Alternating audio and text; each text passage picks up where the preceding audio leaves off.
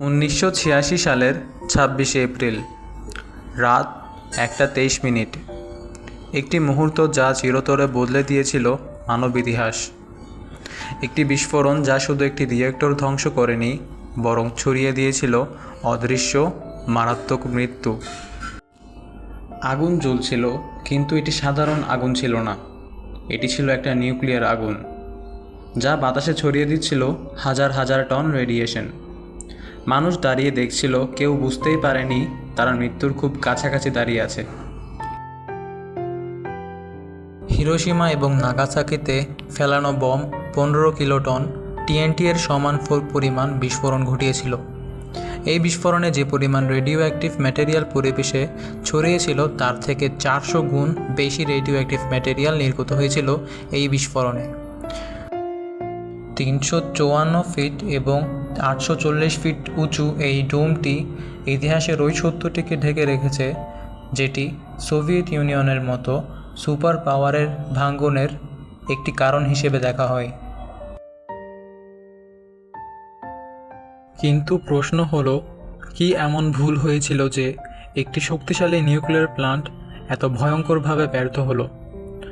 এটা কি সত্যি একটি দুর্ঘটনা ছিল, নাকি এর পেছনে লুকিয়েছিল হিউম্যান এরর এবং ইঞ্জিনিয়ারিং ফল্ট, নাকি এটি সরকারের গোপনীয়তা? আর এই চেরনোবিল ডিজাস্টার সম্পর্কে জানতে হলে আমাদেরকে আগে বুঝতে হবে একটা নিউক্লিয়ার পাওয়ার প্ল্যান্ট কিভাবে কাজ করে।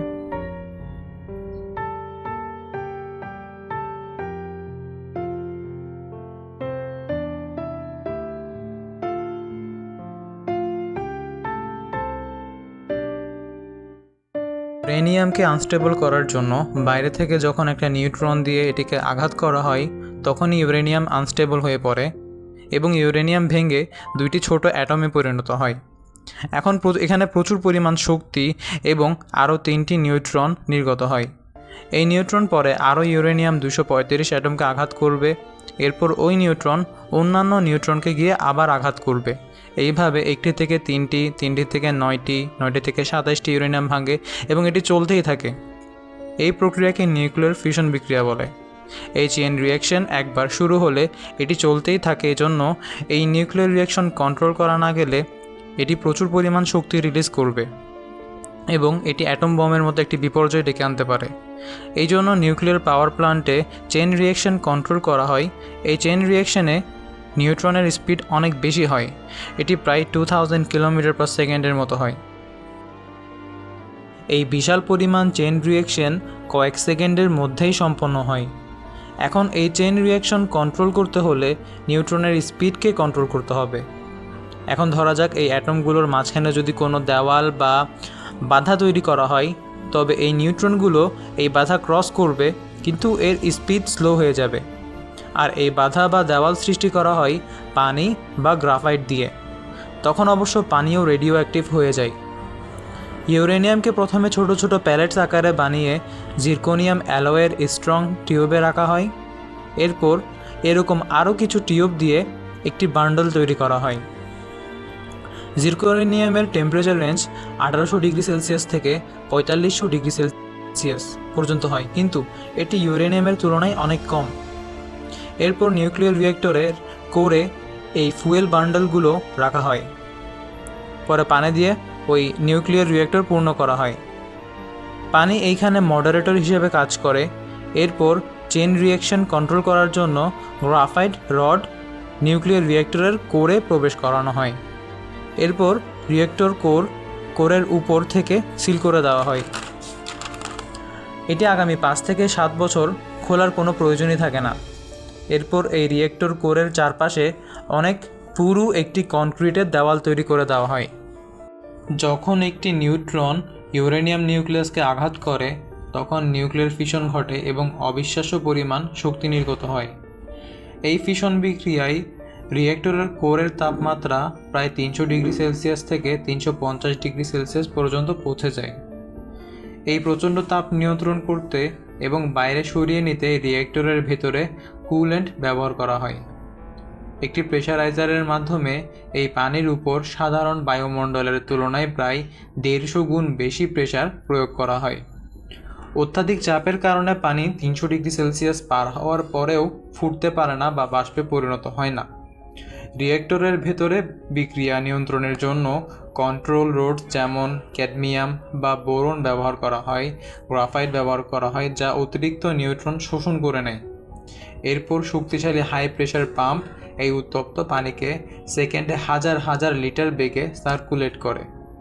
এই উত্তপ্ত পানি রিঅ্যাক্টর থেকে বেরিয়ে স্টিম জেনারেটরে প্রবেশ করে। স্টিম জেনারেটরের ভেতরে হাজার হাজার সরু টিউব থাকে যার মাধ্যমে তাপ সঞ্চালিত হয়ে বাইরের সাধারণ পানিকে বাষ্পে পরিণত করে। এই হাই প্রেশার স্টিম তখন প্রায় 2000 থেকে 3000 আরপিএম গতিতে বিশাল আকারের টারবাইনকে ঘোরাতে শুরু করে। আর আরপিএম মানে হচ্ছে রোটেশন পার মিনিট। টারবাইনটি একটি শ্যাফটের মাধ্যমে ইলেকট্রিক জেনারেটরের সাহায্যে যুক্ত থাকে। জেনারেটরের ভেতরে থাকা শক্তিশালী চৌম্বক ক্ষেত্র এবং কপার কয়েলের ঘূর্ণনে ইলেকট্রোম্যাগনেটিক ইন্ডাকশন পদ্ধতিতে বিদ্যুৎ তৈরি হয়। একটি বড় নিউক্লিয়ার ইউনিট থেকে প্রায় সাধারণত 1000 মেগাওয়াট বা তার বেশি বিদ্যুৎ পাওয়া যায়। কাজ শেষে বাষ্পগুলোকে কনডেন্সারে পাঠানো হয়, যেখানে ঠান্ডা পানির সংস্পর্শে তা আবার তরলে পরিণত হয়। এই শীতলীকরণের জন্য সাধারণত নদী বা সমুদ্রের পানি ব্যবহার করা হয়, যা আপনারা বড় বড় কুলিং টাওয়ার দিয়ে ধোঁয়া বের হতে দেখেন। এখানে যে রিঅ্যাক্টর ভয়ঙ্কর পরিমাণ হিট তৈরি করছে তাকে নিয়ন্ত্রণ করা জরুরি, কারণ এই হিট এর কাছে পানির কোনো অস্তিত্বই নেই। গ্রাফাইট রড এখানে গুরুত্বপূর্ণ ভূমিকা পালন করে। এটাকে কন্ট্রোল রডও বলা হয়। যখন এই গ্রাফাইট আর কন্ট্রোল রডকে ফুয়েল বান্ডেলে প্রবেশ করানো হয় তখন ফিউশন প্রসেস স্লো ডাউন হয়ে যাবে, কেননা এই গ্রাফাইট রড এক্সট্রা যে নিউট্রনগুলো ছিল ওগুলোকে শোষণ করে নেবে। ধরে নিন আপনাকে পুরো গ্রাফাইট রড ভেতরে প্রবেশ করালেন এবং মনে করলেন চেন রিঅ্যাকশন 100% বন্ধ হয়ে যাবে এবং রিঅ্যাক্টরও বন্ধ হয়ে যাবে, কিন্তু এমনটা আসলে হয় না। কেননা মনে করুন আপনি একটি জ্বলন্ত চুল্লিতে যখন কাঠ দেন, বন্ধ করলে চুলের আগুন সাথে সাথে বন্ধ হবে না, কারণ ওখানে বিদ্যমান কয়লাগুলো 1 থেকে 2 ঘন্টা সময় লাগে এনার্জি শূন্য করতে। ঠিক তেমনই এখানে কন্ট্রোল রড রিঅ্যাক্টরে প্রবেশ করালে ফিউশন প্রসেস ধীর হয়ে যায়, কিন্তু যে চেন রিঅ্যাকশন শুরু হয়ে গেছে তা পুরোপুরি শেষ হওয়া পর্যন্ত হিট তৈরি করবে। উপরে আপনাকে যা বলা হয়েছে, এখানে যে হাই প্রেশার পাম্প চলছে তা এখানে রিঅ্যাক্টর বন্ধ হয়ে যাওয়ার পরেও চলতে থাকবে। আর এই পাম্পগুলোর ইলেকট্রিসিটি প্রয়োজন হয় এবং এটির জন্য আলাদা করে জেনারেটর লাগানো হয়। যে কোনো পরিস্থিতিতে রিঅ্যাক্টরে যাই হোক না কেন এই পাম্পগুলো বন্ধ হওয়া যাবে না। যদি এটা বন্ধ হয়ে যায় তাহলে রিঅ্যাক্টরের যে কুলিং প্রসেস আছে ওটি বন্ধ হয়ে যাবে এবং পানি ফুটতে শুরু করবে এবং এই হাই প্রেশারে পানি হাইড্রোজেন এবং অক্সিজেনে স্প্লিট হয়ে যাবে। আপনারা জানেন হাইড্রোজেন হলো অধিক দাহ্য একটি গ্যাস। তার উপর হাই টেম্পারেচারের কারণে ফুয়েল রড গলতে শুরু করবে এবং যখন এটি হাইড্রোজেন গ্যাসের সংস্পর্শে আসবে তখন একটি ব্লাস্ট হবে। এখানে বিদ্যমান যে পানি চেন রিঅ্যাকশনের কারণে রেডিও অ্যাক্টিভ হয়ে যাবে, ফলে এই পানিও কোনো বম ব্লাস্ট থেকে কম কিছু নয়। এখানে উপরে যতগুলো ব্লাস্ট ছিল সেগুলোতে রিঅ্যাক্টরে প্রপার কুলিং ছিল না, ফলে রিঅ্যাক্টর ব্লাস্ট হয়ে যায়। আমরা আরেকটা সিনারিও চিন্তা করি, যদি আমরা এই রিঅ্যাক্টরগুলি সাকসেসফুলি বন্ধ করে দেই এবং ধরে নেই এই রিঅ্যাক্টরে যে ইউরেনিয়াম 235 ছিল এবং এর থেকে আমরা যে এনার্জি বের করলাম এবং ইলেকট্রিসিটি তৈরি করলাম, এখানে যে ইউরেনিয়াম ছিল 0.7% আর বাকি 99.3% ছিল ইউরেনিয়াম 238, যা নন ফিশনেবল। কিন্তু যখন এই ওয়েস্ট জিনিস রিঅ্যাক্টর থেকে বের হবে তখন এই ইউরেনিয়াম 238 পরিবর্তিত হয়ে যাবে এবং এটি প্লুটোনিয়াম 239-এ কনভার্ট হবে, যা আবার ফিশনেবল। এই প্লুটোনিয়াম 239 হাইলি রেডিও অ্যাক্টিভ হয়, তাই একে খোলা জায়গায় রাখা যাবে না এবং পারফেক্টলি পিক করে এমন জায়গায় রাখতে হবে যেখানে পানি এটি সংস্পর্শে না আসে। আপনি কি জানেন এই প্লুটোনিয়াম 239-কে আপনার কত বছর সেফ জায়গায় রাখতে হবে? এই প্লুটোনিয়াম 239-এর অর্ধজীবন বা হাফ লাইফ হয় সাধারণত 700 মিলিয়ন বছর। নিউক্লিয়ার চেইন রিঅ্যাকশন একবার শুরু হলে সেটিকে স্টেবলি কন্ট্রোল করা একটি অত্যন্ত কমপ্লেক্স প্রসেস। এজন্য রিঅ্যাক্টরে মোট 211টি কন্ট্রোল রড ব্যবহার করা হতো। যা নিউট্রন অ্যাবজর্পশনের মাধ্যমে রিঅ্যাকশন রেট নিয়ন্ত্রণ করত। কারণ নিউট্রন এমিশন একটি কন্টিনিউয়াস প্রসেস যা চেন রিঅ্যাকশনকে বজায় রাখে। এই রিয়েক্টর ডিজাইনে গ্রাফাইট মডারেটর ব্যবহার করা হয়েছিল, যেখানে অপারেটিং টেম্পারেচার প্রায় 1600 ডিগ্রি সেলসিয়াস হতো, যা সূর্যের সারফেস টেম্পারেচারের প্রায় 30%। এত উচ্চ তাপমাত্রার কারণে একটি এফিশিয়েন্ট কুলিং সিস্টেম অপরিহার্য ছিল। রিঅ্যাক্টর কোর ঠান্ডা রাখার জন্য কুল্যান্ট পাম্পসের মাধ্যমে কন্টিনিউয়াস ওয়াটার সার্কুলেশন নিশ্চিত করা হতো, তবে একটি ক্রিটিক্যাল ডিজাইন লিমিটেশন ছিল। কুলিং ওয়াটার ফ্লো কোনো অবস্থাতেই বন্ধ করা যাবে না, কারণ রিঅ্যাক্টর শাটডাউন হওয়ার পরও ডিকে হিট দীর্ঘ সময় ধরে তাপ উৎপন্ন করতে থাকে। এই কুল্যান্ট পাম্পসগুলো ছিল ইলেকট্রিক্যালি পাওয়ার্ড এবং এদের বিদ্যুৎ সরবরাহ আসতো প্লান্টের নিজস্ব টারবাইন জেনারেটর সিস্টেম থেকে। অতিরিক্ত নিরাপত্তার জন্য একটি diesel generator backup power source হিসেবে ইনস্টল করা হয়েছিল, কিন্তু এই ডিজেল জেনারেটর ফুল ক্যাপাসিটিতে পাওয়ার দিতে প্রায় 60 সেকেন্ড সময় নিত। এই ডিলে ওভারকাম করার জন্য ইঞ্জিনিয়াররা একটি ইনার্শিয়া বেসড সেফটি সিস্টেম ব্যবহার করার চেষ্টা করেন। এই সিস্টেম অনুযায়ী রিঅ্যাক্টর শাটডাউন হওয়ার পরও টারবাইন সাথে সাথে বন্ধ হয় না, বরং এটি ধীরে ধীরে 1000 মেগাওয়াট থেকে পাওয়ার আউটপুট কমাতে থাকে। এই রেসিডিউয়াল রোটেশনাল এনার্জি ব্যবহার করে ইঞ্জিনিয়াররা চেষ্টা করেছিলেন অন্তত 60 সেকেন্ড পর্যন্ত কুল্যান্ট পাম্প চালু রাখা যায় কিনা। এই সেফটি সিস্টেম যেটার কথা বলা হয়েছিল যে রিঅ্যাক্টর বন্ধ করার পরও কিছু পাওয়ার জেনারেট করা হবে, তা ইনস্টল করা হয়েছিল।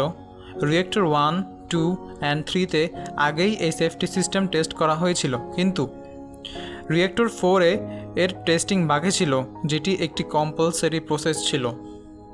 25 এপ্রিল 1986 রিঅ্যাক্টর 4-এ এইটিই টেস্ট করার প্রস্তুতি চলছিল। এই টেস্টে ডেপুটি চিফ ইঞ্জিনিয়ার অ্যানাটোলি ডিয়াটলভ এর তত্ত্বাবধানে করা হয়েছিল। আগে 2 বার এই সেফটি সিস্টেম করা হয়েছিল, কিন্তু টেস্টগুলো আনসাকসেসফুল ছিল। রুল বুকে বলা আছে যে the test should confirm that this is actually possible. The experiment should start at reduced power at between 700 and 1000 megawatt of thermal power.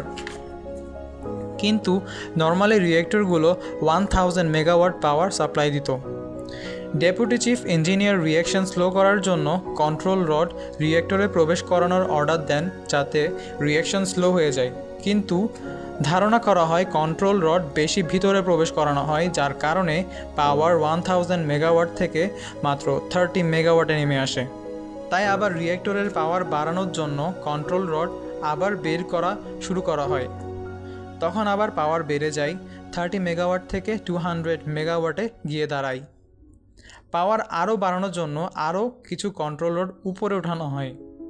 তখন 211টি রড, মাত্র 8টি কন্ট্রোল রড রিঅ্যাক্টরে প্রবেশ করানো ছিল, যেটি রুল বুকের ভায়োলেশন, যেখানে বলা হয় লিস্ট 15টি কন্ট্রোল রড সবসময় রিঅ্যাক্টরের ভেতরে প্রবেশ করানো থাকতে হবে। যার কারণে রিঅ্যাকশন আবার বাড়তে শুরু করে এবং পাওয়ার বেড়ে 200 মেগাওয়াট থেকে বাড়তে 1000 মেগাওয়াটের চেয়েও বেশি হয়ে কয়েক হাজার মেগাওয়াটে যায়। তখন প্রচুর পরিমাণে হিটের কারণে পাইপের পানি এভাপোরেট হতে শুরু করে, যেটি রিঅ্যাক্টরকে ঠান্ডা করার কাজ করছিল। ঠিক তখন ভয়ঙ্করভাবে রিঅ্যাক্টর ভাইব্রেট করতে শুরু করে দেয়। তখন একটি রাস্তায় ছিল যে এমার্জেন্সি শাটডাউন বাটন প্রেস করা, যার ফলে সমস্ত কন্ট্রোল রড রিঅ্যাক্টরের ভেতরে আবারও প্রবেশ করানো হতো, যা নিউক্লিয়ার রিঅ্যাকশনকে বন্ধ করবে। ইঞ্জিনিয়াররাও তাই এমার্জেন্সি শাটডাউন পুশ করেছিল, কিন্তু তার 6 থেকে 7 সেকেন্ড পরেই হয় এক ভয়াবহ বিস্ফোরণ।